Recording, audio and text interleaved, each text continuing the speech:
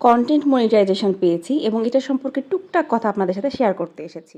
তার আগে বলি, আমি গত কয়েকদিন আগে যে ডালিম বা হালিমের একটা ছবি পোস্ট করেছিলাম, সেটাতে আপনাদের অনেক বেশি ভালোবাসা পেয়েছি এবং সেটা কীভাবে মেক করেছিলাম খুবই ইজিলি, সেটা আমি এখানে আপনাদেরকে দেখাচ্ছি। দেখেন, খুবই সিম্পলভাবে আমি মুরগির মাংস দিয়ে রাঁধুনি হালিম মিক্সটা রান্না করছি এবং এর আগে কিন্তু আমি কখনোই মুরগির মাংস দিয়ে রান্না করিনি, সবসময় গরু দিয়ে করেছি। তো এবার সিম্পলভাবে করেছি এবং এটা কীভাবে কী প্রসেসে করছি পুরোটাই কিন্তু এখানে দেখানো আছে। আর যেহেতু এটা একটা mix haleem, ready mix, so এটা নিয়ে আপনাদের কোনো প্যারা নিতে হবে না, খুব সহজেই করে ফেলতে পারবেন।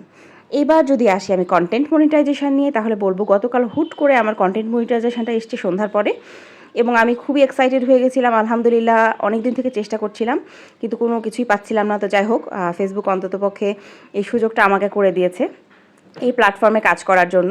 তো আপনারা যারা চেষ্টা করছেন তারা অনেক বেশি চেষ্টা করে যান, কারণ অনেকে বলছে যে হচ্ছে এঙ্গেজমেন্টটা ঠিক না থাকলে হচ্ছে না। তো 60,000-এর ওপর এঙ্গেজমেন্ট যেন থাকে সেটা চেষ্টা করেন, ইনশাল্লাহ আপনাদেরও চলে আসবে।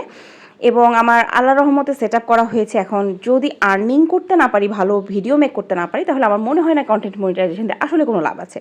তো আমি আসলে এখন থেকে ভালো ভিডিও টিডিও দেওয়ার জন্য একটু প্রস্তুত হচ্ছি এবং আপনারাও ভালোবাসা দেওয়ার জন্য প্রস্তুত হন, কারণ আপনাদের ভালোবাসা ছাড়া কিন্তু আমাদের এই প্ল্যাটফর্মে একদমই কাজ হবে না। আমরা সবাই সবাইকে ভালোবাসা দিব এবং আপনারা যারা এটার জন্য চেষ্টা করছেন তারা যেন খুব দ্রুত পেয়ে যান সে আশা করি। সবাই অনেক ভালো থাকবেন।